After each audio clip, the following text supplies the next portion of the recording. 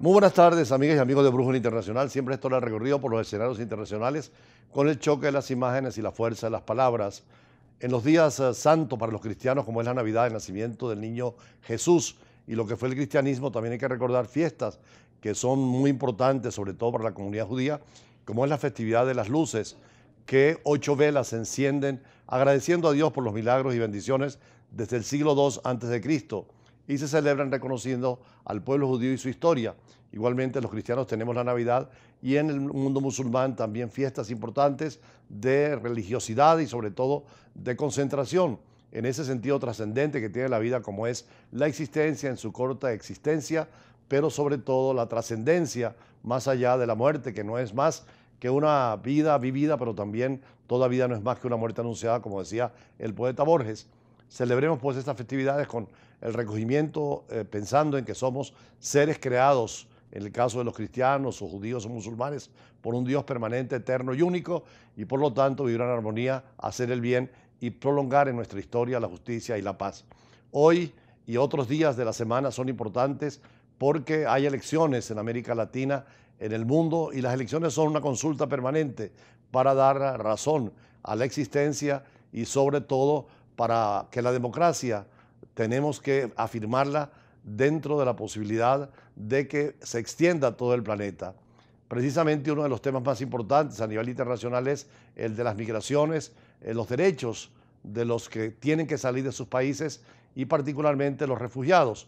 Algunos toman la vía de lo que llaman el destino político del asilo, otros por razones económicas o sociales o persecuciones religiosas toman también y piden el refugio. Sobre esto vamos a hablar, veamos el trabajo hecho por nosotros en esta materia.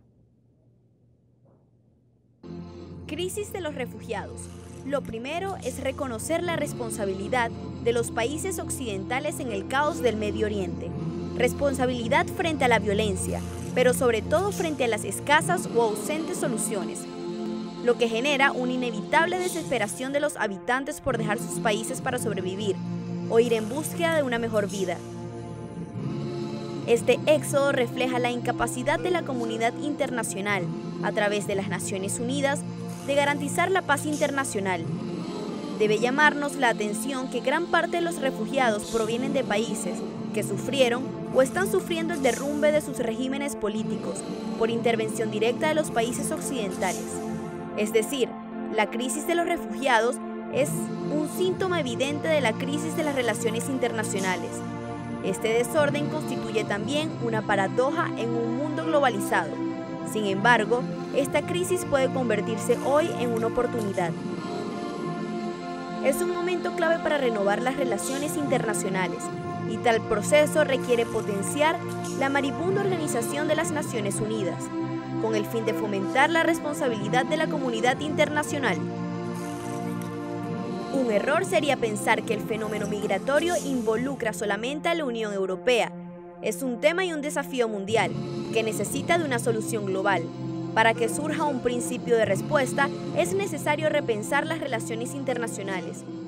La responsabilidad de la comunidad internacional es primero gestionar los flujos migratorios y segundo, aportar de forma concreta en la solución de los conflictos que hoy está generando millones de refugiados.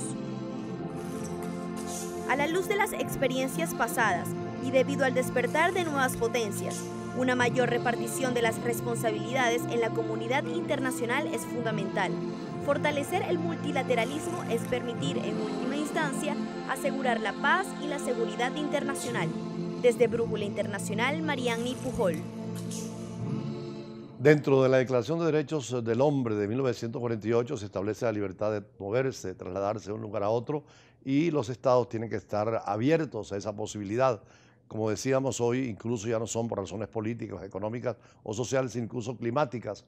Y es un tema de muchísima importancia. Por eso tenemos a Jorge Dugarte, especialista en derechos humanos, para hablar de este tema que sobre todo en Europa es muy grave, pero también en América Latina con relación a otras oportunidades y para Venezuela, donde tanta gente engrosa la diáspora venezolana en todo el mundo. Ya regresamos.